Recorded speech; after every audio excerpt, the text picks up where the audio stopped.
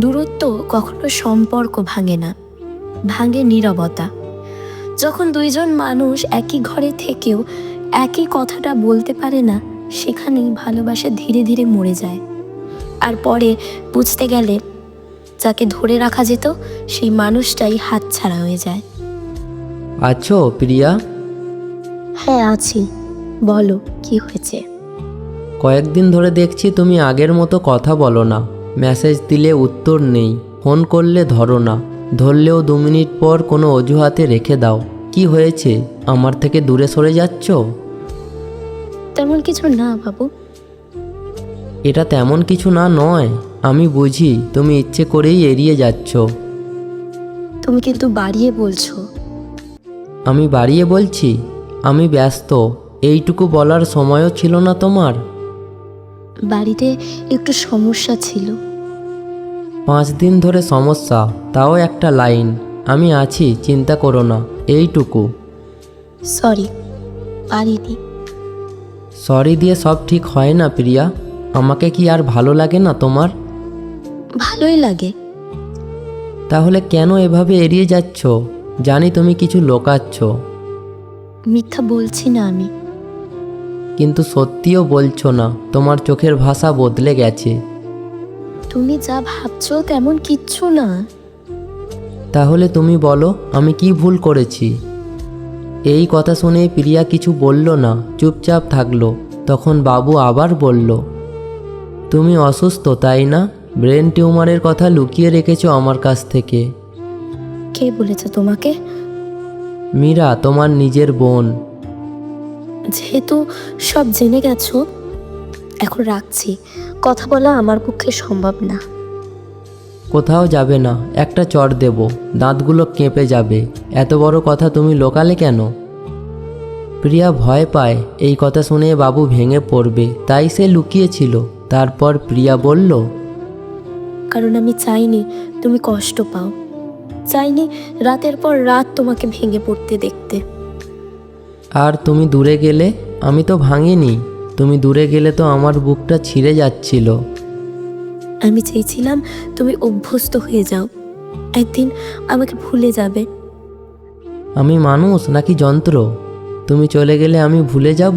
তোমাকে ছাড়া বাঁচার কথা ভাবলেই বুকের ভেতরটা ফাঁকা হয়ে যায়। জীবন থেমে থাকে না বাবু, তোমারও থামা উচিত নয়। তুমি থাকলে জীবন, তুমি না থাকলে শুধু অস্তিত্ব, এটাকে জীবন বলে? এরপর বাবু প্রিয়াকে কিছু অতীতের স্মৃতি মনে করায়। মনে আছে প্রিয়া, যেদিন প্রথম তোমার সাথে দেখা হয়েছিল, তুমি চা খেতে গিয়ে চিনি ফেলে দিয়েছিলে আর বলেছিলে বাবু আমি তো দেখি না। আমি হেসে বলেছিলাম ঠিক আছে, আমি তো আছি। আর তুমি বলেছিলে সব সময় থাকবে। আমি বলেছিলাম শেষ নিঃশ্বাস পর্যন্ত। আজও সেই কথা রাখছি। প্রিয়া চুপচাপ কাঁদছে, আর কাঁদতে কাঁদতে বলল, এসব মনে করিও না, আরও ব্যথা বাড়ে। ব্যথাই তো আমার ভালোবাসার প্রমাণ। জানো বাবু, তোমার কল এলে আমার বুক কেঁপে উঠত, ইচ্ছা করতো বলতে থাকো, আমার সাথে থাকো, কিন্তু জানতাম তুমি শুনলে ভেঙে পড়বে, তাই দূরে গিয়েছিলাম। তুমি ভেবেছো আমি ভাঙিনি। তুমি ইগনোর করলে রাতের পর রাত ঘুম হতো না। ভাবতাম আমি কি ভুল করেছি, নাকি অন্য কেউ এসেছে তোমার জীবনে।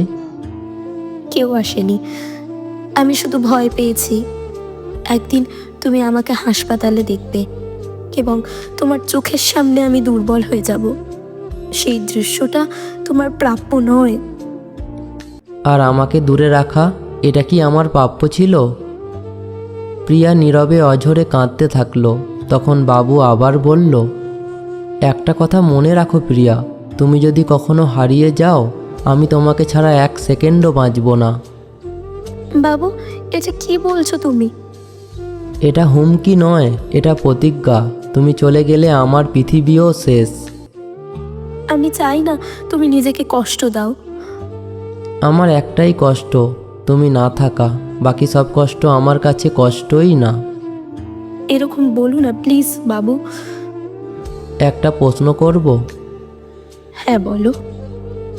তুমি কি আমার জীবনের শেষ পর্যন্ত আমার ভালোবাসা হয়ে থাকতে পারবে?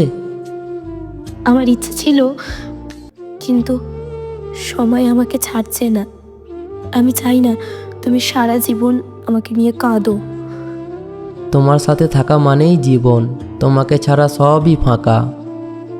আই লাভ ইউ বাবু, খুব ভালোবাসি তোমাকে, পরিমাণে না, প্রাণ দিয়ে। আমিও তোমাকে নিঃশ্বাস হয়ে ভালোবাসি। রাত হয়ে গেছে, ওষুধ খেয়ে ঘুমাও, কান্না করো না। কাল ফোন করব, ধরবে তো? ধরবো। প্রমিস করো। হ্যাঁ, প্রমিস। তাহলে love you. I love you too. ঘুমিয়ে পড়ো, চোখ ভেজাবে না। রাতে যেভাবে কথা শেষ হয়েছিল, বাবু ভেবেছিল সকালে ফোন আসবে। প্রিয়া প্রতিশ্রুতি দিয়েছিল, কিন্তু সকাল পেরিয়ে দুপুর, দুপুর পেরিয়ে বিকেল, ফোনটা একবারও বাজলো না। বাবু ভাবলো ঠিক আছে, হয়তো ঘুমাচ্ছে, ওষুধ তো খাচ্ছে, সমস্যা নেই। কিন্তু তার মনটা বারবার কেঁপে উঠছিল, অস্বস্তি, অজানা ভয়। ওর বুকের ভেতরে ঝড় তুলছিল। তার সব কিছু উল্টে যায় বিকেল 5টার সময়। অচেনা রিংটোন।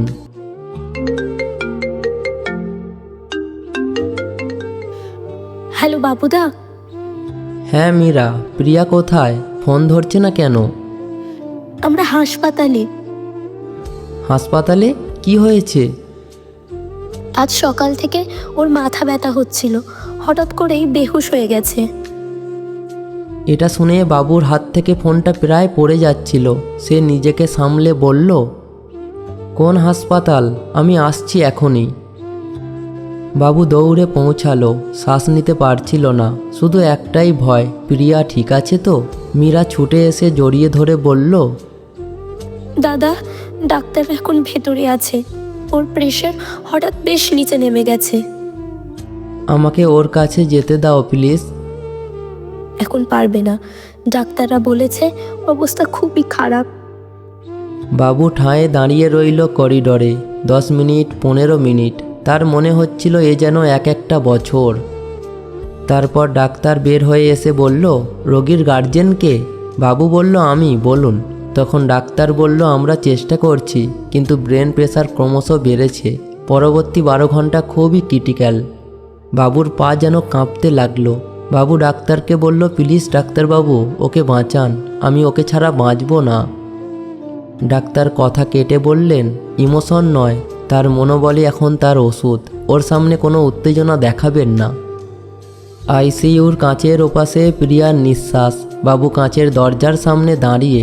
প্রিয়া শুয়ে আছে, গায়ে তারপিনের গন্ধ, নাকে অক্সিজেন লাইনের নল, বুকে মনিটরের তার। বাবু ফিসফিস করে বলল, তুমি তো প্রতিশ্রুতি দিয়েছিলে সকালে ফোন করবে, এভাবে শুয়ে থাকার প্রতিশ্রুতি তো দাওনি।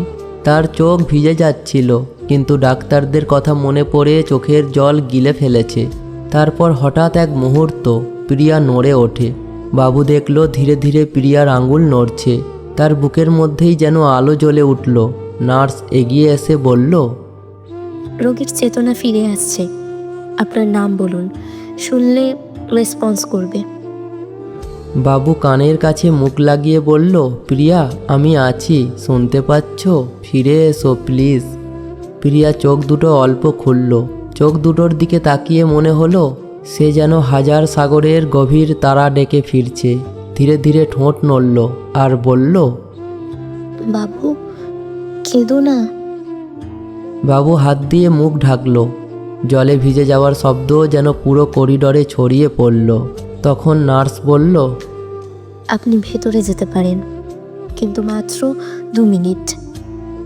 আইসিইউর ভেতর তাদের হৃদয়ে কেঁপে ওঠা কথা। বাবু ধীরে ধীরে কাছে গেল, হাতটা ধরল প্রিয়ার। খুব ঠান্ডা, খুব দুর্বল। তুমি ভয় পাইয়েছিলে আমাকে, প্রতিশ্রুতি দিয়েছিলে ফোন করবে। ক্ষমা করো, আমি আমি করতে পারিনি। তুমি আবার এমন কথা বললে, আমি তোমাকে মাফ করব না। তোমার কণ্ঠ শুনলেই আমার মনে হয় আমি বেঁচে উঠছি। তাহলে বেঁচে থাকো, আমার জন্য, আমাদের জন্য। প্রিয়া চোখ বন্ধ করলেও তার গাল বেয়ে নেমে আসা 2 ফোঁটা জল সব কথা বলে দিচ্ছিল।